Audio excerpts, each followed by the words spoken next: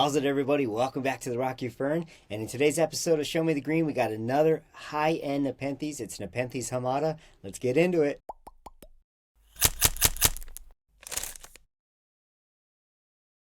All right, so I've got a really cool one. So Nepenthes Hamata, it's on everybody's dream plant wish list, and for a reason. Nepenthes Hamata is one of only two toothy peristomed Nepenthes in all of Sulawesi, the other being the very closely related Nepenthes diabolica, which used to be known as the red hairy Hamata, but due to taxonomic classifications, they're now two different species, but they're very closely related.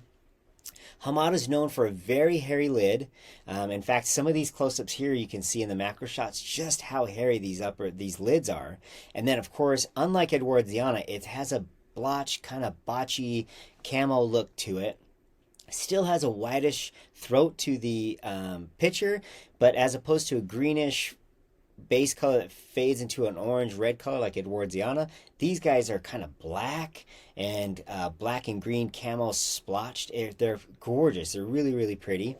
These guys are being kept in my highland greenhouse because I've lost actually two Hamatas since I've received the Edwardiana, and I'm just not going to mess around with it anymore. The Edwardiana seems like it could get pushed a little bit. Obviously, it's still going strong, where the Hamatas haven't. However, you can see that the Hamata is actually putting on a ton more growth, even though it's a few months younger than the Edwardiana. So it's leafed up quite a bit, and I've been able to feed it not only slow-release fertilizers and the ants that naturally occur in that location, but also some fish food and whatnot to really kind of build up the nitrogen and get it rocking and going. Okay, so like we discussed earlier, Hamata, which is, actually pretty hairy, when we're discussing the indumentum, which is the new pictures that you'll notice on some pitcher plants are covered with a lot of trichomes, a lot of hair, and other ones aren't so much covered with a lot of hair.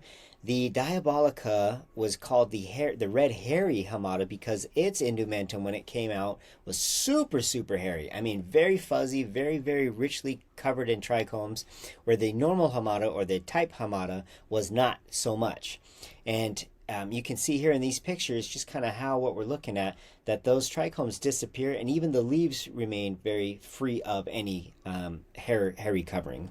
In the wild, Nepenthes Hamata is a very strong viner, and it actually can get up to like 20-25 feet long, which is incredible. I would love to see that. So just like Edwardiana, Hamata is found in highland conditions. They can be found pretty much as high as Edwardiana goes, but they don't go as low as Edwardiana. So Edwardiana, I believe, has been found as low as 1,100 feet in elevation, and I think the lowest average elevation that Hamata can be found is 1,400 feet in elevation. Now, they are completely different islands that they're growing on, Sulawesi versus Malaysia, Borneo.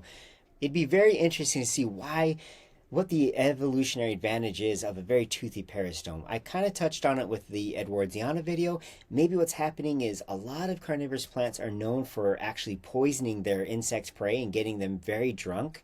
And so maybe the toothy peristomes point directly more so in the middle of the picture, ensuring that the capture rate is higher, because it is by chance, but it seems to be very successful. They do maintain that kind of bristled, blotched camo pattern throughout their life stages. So immature pitchers, lower pitchers, and upper pitchers all maintain that very nice blotched pattern, and it's beautiful, beautiful to look at. I'm a little concerned what I'm going to do when they outgrow the highland greenhouse, and I have some ideas on a very big terrarium that is cooled by an evaporative cooler, but until then we'll just have to see kind of how we go day by day. If you like these close-up shots, definitely let me know. It's fun and exciting to get in there and show you guys kind of what it looks like to be right in front of the plant and with a magnifying glass in some cases. You can see that I keep this guy in a neti pot, kind of an air pot, and I think that allows the roots to stay very cool yet very moist, but still allow them to be airy, which a lot of Nepenthes crave. And so far, this Hamata is really, really loving where I have it. I have it right in front of a evaporative cooler wall inside the smaller alpine or smaller highland greenhouse. And I think that's really ensuring my success. It's really, really starting to put on some nice size. And if you guys are liking the format that I'm bringing you, the macro shots allowing us to really get in there nice and deep as if we were right here, the plant was right in front of our face, please give a thumbs up, comment. It means a lot to me that you guys are doing that. Subscribe, and until next time, we'll see you guys on the next adventure.